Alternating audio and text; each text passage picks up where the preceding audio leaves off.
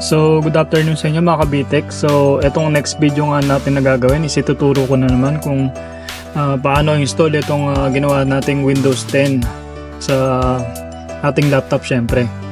So, nung nakaraang video nga mga kabitek is ginawa nga natin itong Windows USB bootable doon sa Rufus.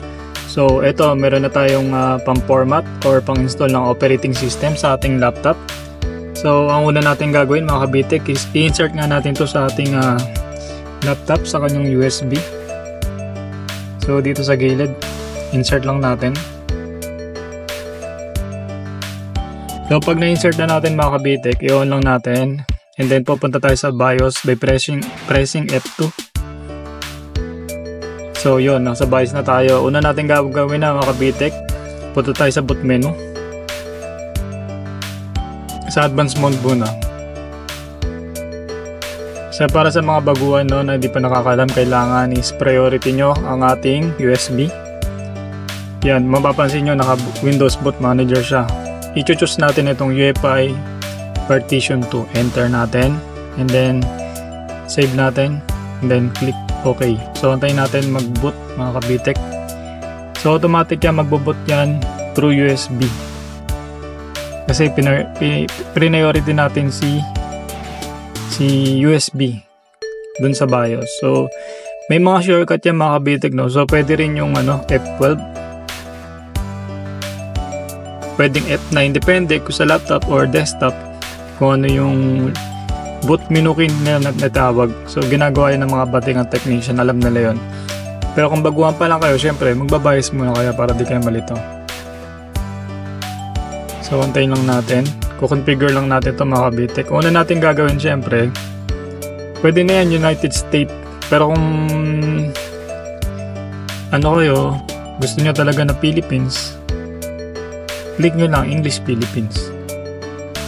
Tapos, click nyo lang next. Tapos, install now. So, antayin lang natin mga kabitek, magla-loading yan. Medyo matagal lang ng konti yung pag-loading niya. Depende sa SSD na in-install natin. Next natin. And then, yan. Custom installation nga pala yung kanina. So, delete natin yung delete natin yung mga laman nito. Hanggang sa isa na lang yung matira. So, isa na lang. 118 GB. Pero 120 GB SSD ang mga kabitek. So, nyo natin. So, depende sa inyo mga kabitek, no? Kung ipa-partition nyo yan. So, try natin partition. Turuan kayo mag-partition. 11473. Divide 2. So, i-50-50 natin siya. So, ang lumabas is 57, 2, 3, 6. So, di na natin lalagay yung 5. I-apply lang natin.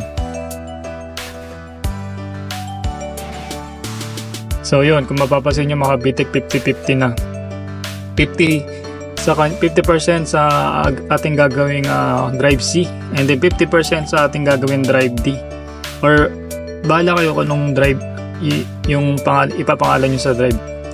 So, i-click lang natin i-next lang natin kung saan yung pinaka-primary nyo.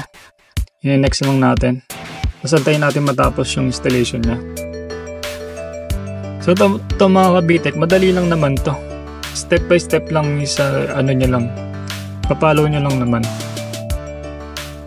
Ito yung mga basic tutorial mga kabitek. Pag-install ng operating system, paggawa ng USB bootable sa Rufus, pagpalit ng RAM, pag-install ng SSD, pagpalit ng battery. So madali yung mga yan madali lang yung mga yan kung pag-aaralan nyo o sa pagtutunan nyo ng pansin. Unlike dun sa ginawa kong pagpalit ng keyboard, talagang crucial yun kasi mahirap talaga yun. So kung di nyo kaya, mag-hard kayo ng technician para hindi madisgrasya yung board ng laptop nyo. So, balikan ko yung mamaya mga kabitek pag nag 100% na. Yan yung mga nalalaman ko. Para Para sa inyo rin naman yan, para hindi na kayo mag-hire na technician. Para makatipid kayo sa gastos.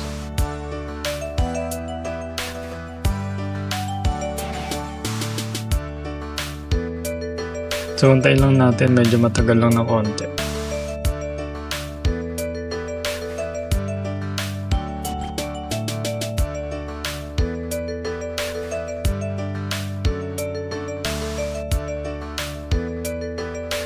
So, yun na. Almost done mga kabitek. So, ito na yung bagong install natin na Windows Operating System sa ating laptop. Gamit yung USB bootable na ginawa natin sa nakaraang video natin. So, ganun kadali lang, no? Madali lang, no? So, pakita ko sa inyo na ano siya. Na meron ng MS Office na kasama yan, no? Meron na siyang MS Office na kasama. So, kung gusto nyo malaman kung saan ko kinuha tong MS Office na to mga kabitek, comment na kayo sa comment section natin. And then, ituturo ko rin naman kung paano makuha yung mga MS Office na yun kasi paano pag-activate ng Windows ng libre. So, check natin yung ating Windows version. Settings. System. About. So, yun i5 64-bit. And then 21H2 version, Windows 10 Pro. Yan yung natin. In-install natin na Windows sa kanya. Windows 10 Pro, 21H2 version. May kasama ng MS Office 2021. So napakadali lang, di ba? Ganun lang. Sa next video natin, tuturuan ko kayo paano mag-activate ng Windows, paano mag-install ng MS Office kung wala pang MS Office yung Windows na in-install nyo.